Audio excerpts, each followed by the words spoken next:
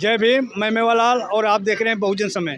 साथियों, आज मैं दिल्ली में गढ़वाल भवन पे आया हूँ। यहाँ पर बाम साहब का मीटिंग चल रहा है। यहाँ पर दीना बाना का जन्मदिन है और डी.के. खाफड़े जी का परिनिर्वाण दिवस है।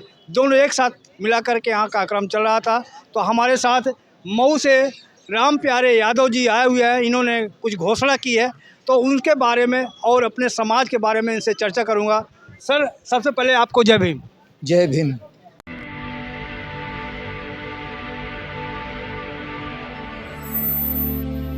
सर, अपना परिचय बताएं, आप कहाँ से आए हैं? मैं मऊ जिले से घोसी तहसील उत्तर प्रदेश से हूँ। हाँ, आप यहाँ पे घोषणा की है ज़मीन देने के लिए। वो ज़मीन किसका ज़मीन है? आपका ज़मीन है और कहाँ पे है, ये इसके बारे में बताएं। यह ज़मीन जो है मऊ जिले में है, अमिला रेलवे स्टेशन के पास है। और एक तरफ जो है लड़कियों के लिए देंगे और एक तरफ लड़कों के लिए। दो जगह ज़मीन है और दोनों जगह हम देंगे। क्यों देंगे? कहाँ से प्रभावित हुए आप देने के लिए? प्रभावित इसलिए हुए हैं कि जैसे आपका आरएसएस है कॉलेज, जैसे सरस्वती कॉलेज है उसका, तो हमारे बाम सेफ में अपने लोगों के लिए ये स्कूल बनेगा। उसमें हमारे समाज के लोगों की पढ़ाई लिखाई होगी और रहेंगे। सर, आप राम प्यारे यादव जी हैं, तो यादव जी जो हैं वो अपने को क्षत्रिय मानते हैं। तो आप क्या क्षत्रिय मानते हैं या शूद्र मानते हैं? क्या मानते हैं अपने आप को? हम मूल निवासी हैं उत्तर प्रदेश के, पूरे भारत के। क्षत्रिय काय को मानेंगे? हम ओबीसी में आते हैं और वैसे ओबीसी का नाम नहीं दिया जाना चाहिए। हम सभी लोग मूल निवासी हैं।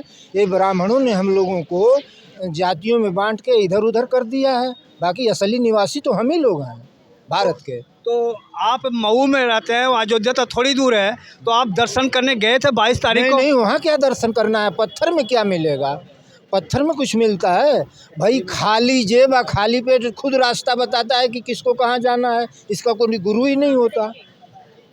तो मैं आपसे ये कह रहा हूँ कि पूरा देश जो है हिंदूकरण मोदी जी बना रहे हैं। वहाँ राम मंदिर बना दिया है, वहाँ राम मंदिर में रोजगार मिलेगा। आपका क्या मानना, वहाँ रोजगार मिलेगा? नहीं, वहाँ रोजगार नहीं मिलेगा। वहाँ ब्राह्मणों को रोजगार मिलेगा। जिनकी दुकान होगी उनकी मिलेगा, बनिया को मिलेगा, ब्राह्मणों को मिलेगा। बाकी किसी को वहाँ कोई फ़ायदा नहीं। वहाँ तो अस्पताल बना देना चाहिए कायदन में।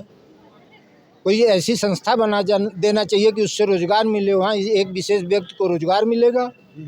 क्या करो? आप जैसे दान में जो अपनी जमीन को आपने शिक्षा के लिए दिया कि वहाँ एक स्कूल बनाया जाए, तो लोगों को तो मानना ये है कि स्कूल की जगह आप मंदिर बनाएं, नहीं, वहाँ से रोजगार भी मिलेगा। नहीं, मंदिर से कहाँ रोजगार मिलेगा? मंदिर से एक आदमी को फ़ायदा होता है, केवल ब्राह्मण को फ़ायदा होता है। ब्राह्मण को केवल फ़ायदा होता है उस मंदिरों में जो उसके अंदर रहता है। सर, आप जो स्कूल बनाएंगे वहाँ पर कैसी शिक्षा देंगे? माता सावित्री बाई फुले शिक्षा की देवी हैं या सरस्वती शिक्षा की देवी हैं? कौन है, क्या पढ़ाएंगे आप शिक्षा को? ये सावित्री बाई फुले के विचारों का चलेगा, अम्बेडकर जी के विचारों का चलेगा, जो हमारे समाज के महापुरुष रहे हैं उनके विचारों का चलेगा वहाँ पढ़ाई। सर, इसका हमारा समाज समझ नहीं पाया। हमारा समाज में कौन आता है सर? हमारे समाज में सभी अपने हैं मूल निवासी। अरे तो विमोदी भी कहते हैं सबका साथ सबका विकास सबका विश्वास। नहीं, वो गलत कहते हैं। सबका साथ सबका विकास, सबका विकास।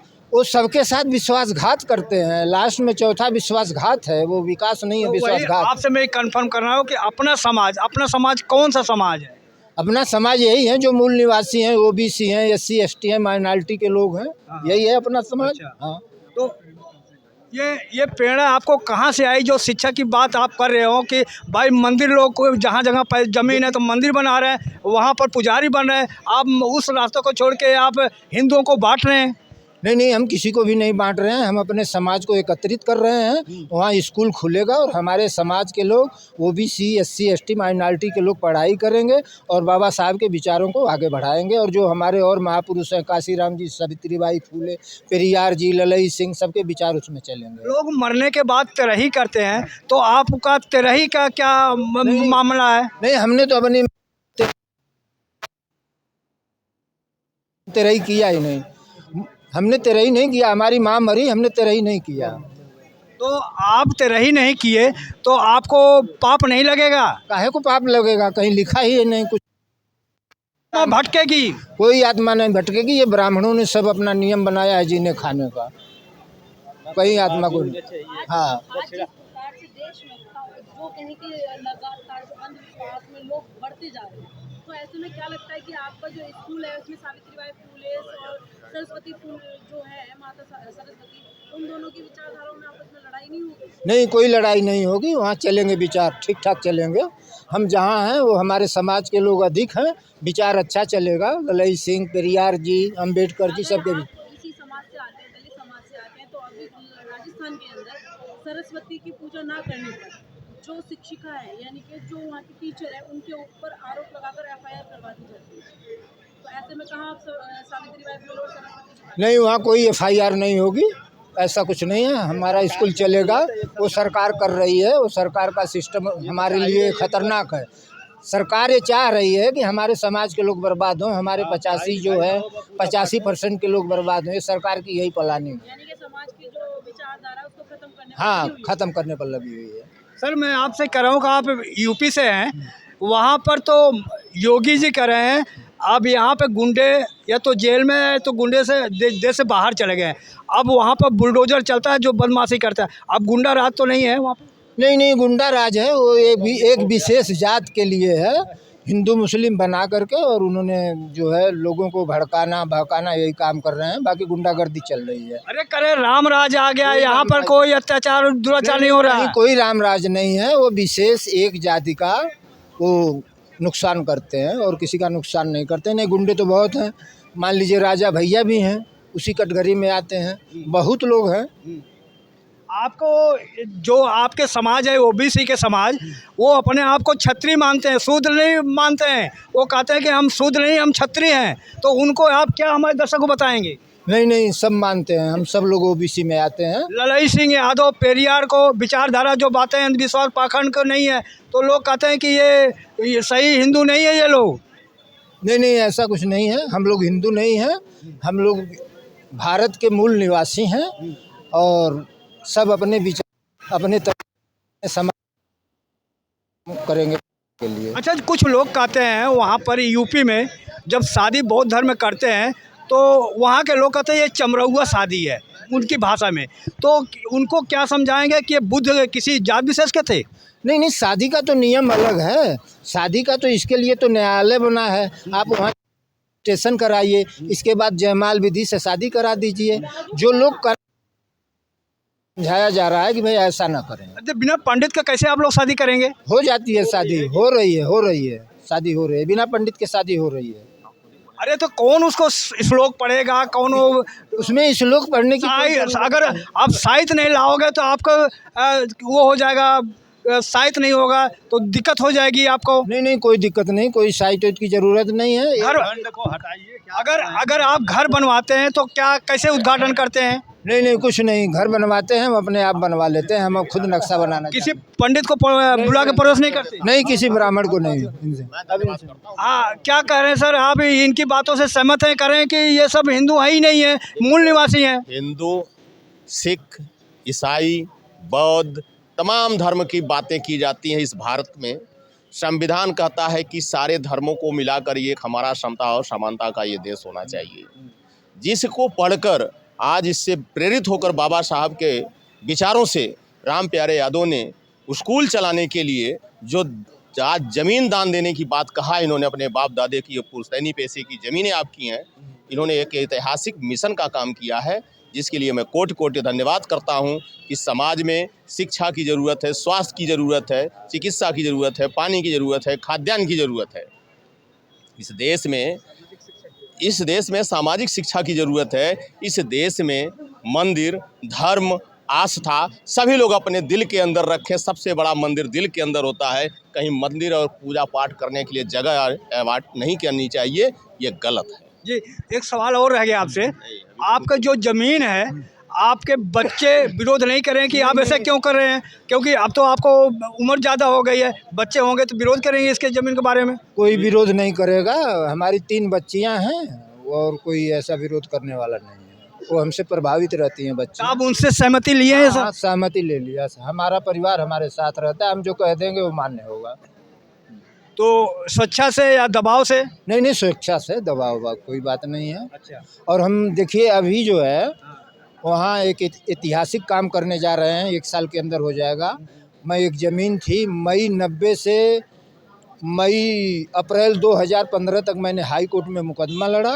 वो 2.25 बीघा ज़मीन थी, ग्राम समाज की ज़मीन थी, वो गांव की अब हो गई है। उसमें हम अपनी मूर्ति बनवाने जा रहे हैं, 1 आध साल के अंदर वो बन अपनी मूर्ति? हाँ, अपनी मूर्ति, और साथ में ललई सिंह यादव की भी बनवा देंगे। अच्छा। हाँ, ये भी आज आपको बता अच्छा, दें। आप ललई सिंह यादव से प्रभावित हैं, उनके बारे में क्या कुछ जानते हैं थोड़ा बहुत?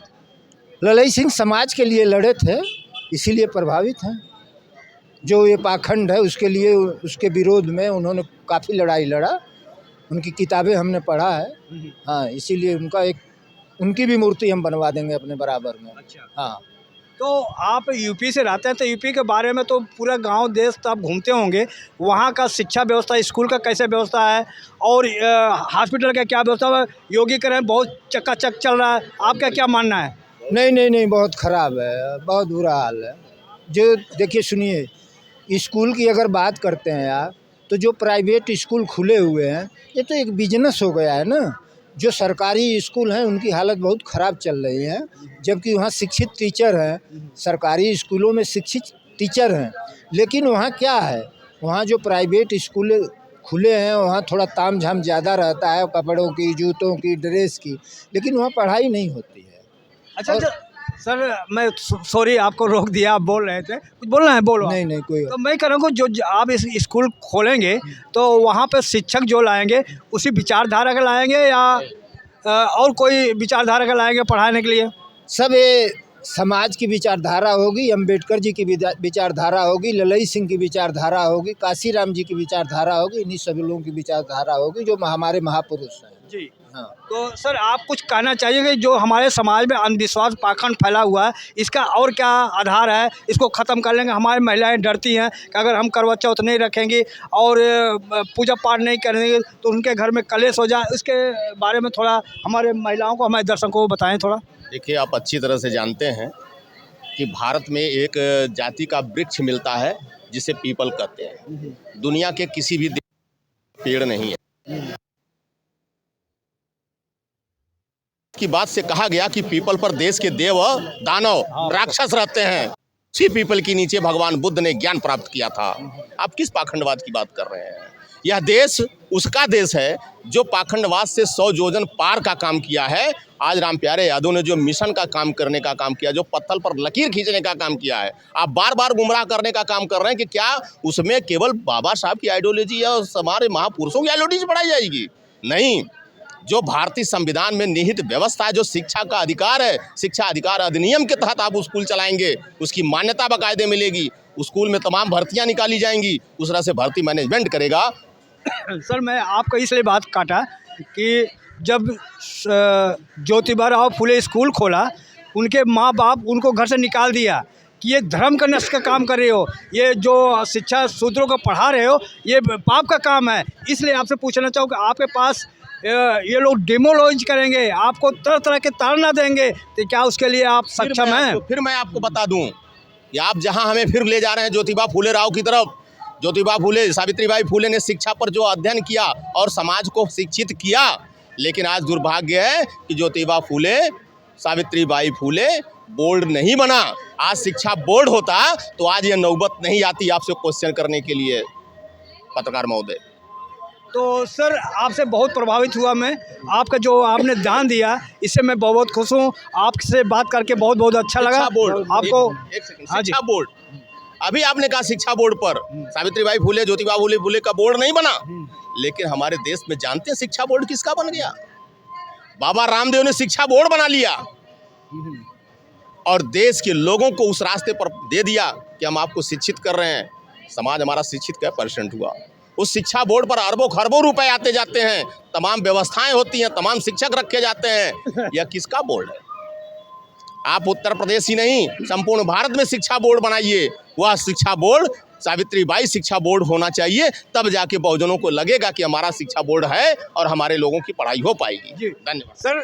लास्ट में एक क्वेश्चन रह गया मेरा, ये जो ईवीएम का मुद्दा देश में चल रहा है, आप ईवीएम से अगर चुनाव होगा फिर मोदी जी आएंगे, क्या इसका कुछ सुझाव है, उपाय आपको? इसके लिए आंदोलन चल रहा है और हम लोग प्रयास करेंगे कि ईवीएम हटे और बैलेट पेपर से चुनाव हो। ईवीएम हटे और बैलेट पेपर से चुनाव हो। जी धन्यवाद सर। जय भीम, जय भारत। मैं मेवालाल, बहुजन समाज, दिल्ली। अगर आपको लगता है कि हमारा काम बहुजन समाज के लिए महत्वपूर्ण है तो आप हमें आर्थिक सहयोग के लिए सीन दिखाए गए QR कोड स्कैन और फोन पे और गूगल पे और UPI और बैंक अकाउंट में कर सकते हैं। फोन पे, गूगल पे 9250529129, UPI 9250529129 bank account state bank of India AC 104299462008, IFSC code SBIN 00066563। आपका छोटा से छोटा सहयोग समाज और हमें और मजबूत करेगा, जिससे हमें बहुजन पत्रकारिता में और निष्पक्ष बनाने में मजबूत करेगा। जय भीम, जय भारत।